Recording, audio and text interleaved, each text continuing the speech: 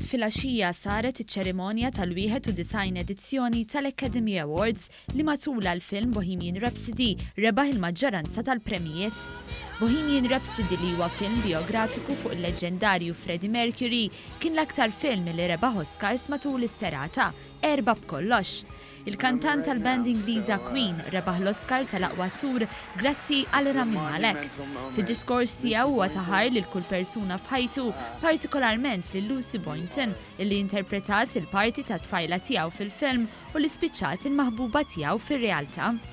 Bohemian Rhapsody rebaħ ukoll l-Oscars tal-aqwa muntaġġ viżiv, l-aqwa arranġament mużikali u l-aqwa muntaġġ mużikali.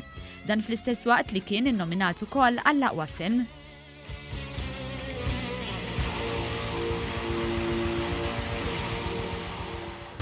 Yeah. Some guy called over here, a doctor. He's looking for a driver. You interested?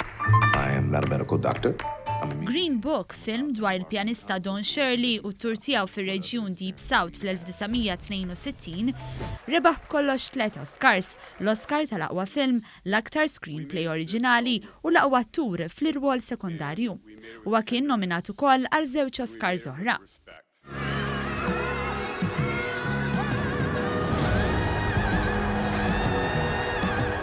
Intant il-film Roma rebaħ il-premju tal-aqwa direzzjoni u Olivia Colman rebħet l-Oscar għall-aqwa attriċi bil-parti tagħha fil-film The Favourite.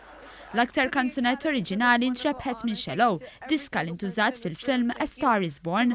Waqt id-diskors tagħha Lady Gaga qalet lil Bradley Cooper illi ħadd aktar ħliefu ma seta' jkanta l-kanzunetta magħha.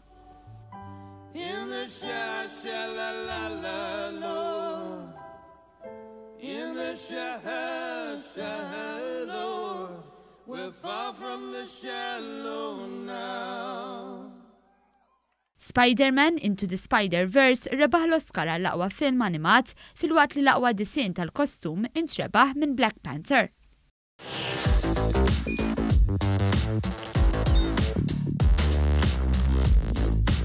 Idħol fuq one.com.mt u hemmhekk tista' tara l-programmi kollha li jxandru fuq One permezz ta' One Play.